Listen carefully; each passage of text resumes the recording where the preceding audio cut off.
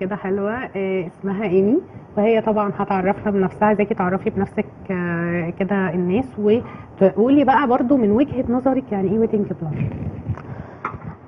انا ايمي الاول من اسكندريه.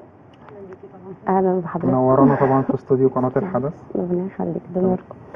يعني الشغلانه دي حاجه حلوه قوي، بتفرح الناس جدا.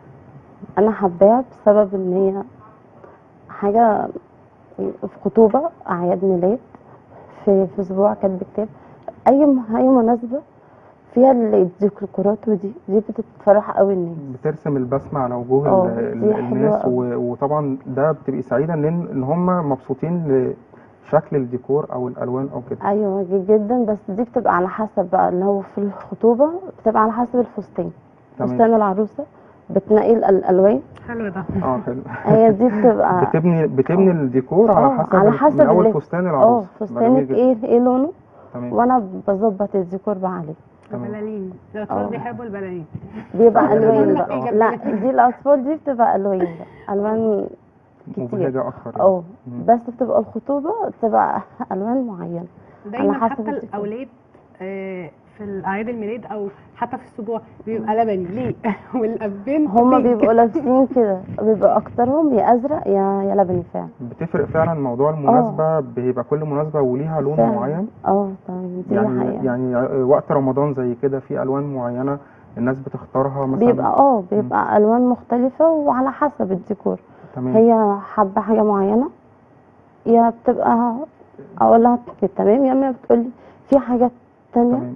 بفرجها بقى على شغلي، فهي فهي انت بتاخدي رأيها في الاول قبل ما تبتدي صح؟ بقول لها شوفي حضرتك عايزة حاجة معينة، فتقولي يا تقولي طب وضحي لي انت، قولي لي في حاجات تانية، ابعت لها بقى صور.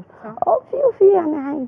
طب ومن وجهة نظرك الايام دي الناس بتختار مثلا الوان قديمة ولا لا الوان كلها مبهجة وحلوة، الوان موضة اكتر وكده؟ ايوه طبعا. تمام. طب المجال ده دخلتيه ازاي او بدأتي فيه ازاي؟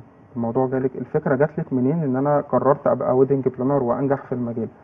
لا، دي جات لي مع نفسي كده. كنت قاعدة مع نفسي كده وقلت انا هنزل عندي على الفيسبوك وهعرف صحابي واصدقائي كده. تمام. واشتغل الموضوع جه ان انت بدأتي في الاول ان انا هبدأ انا من قلت خلال اصدقائي اعمل حاجة مع نفسي كده واشهر نفسي الاول ما بين صحابي.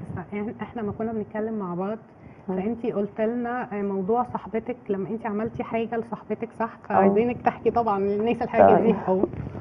انا كنت عامل اول حاجه واحده، يعني قلت عايزه انا اشتغلها كده، لقيت حاجه حلوه ولقيت مبسوطه بيها، فقلت ما هشتغل الحاجه دي سهله وبتفرح وكده. طيب. فكملت فيها. تمام. وكملتي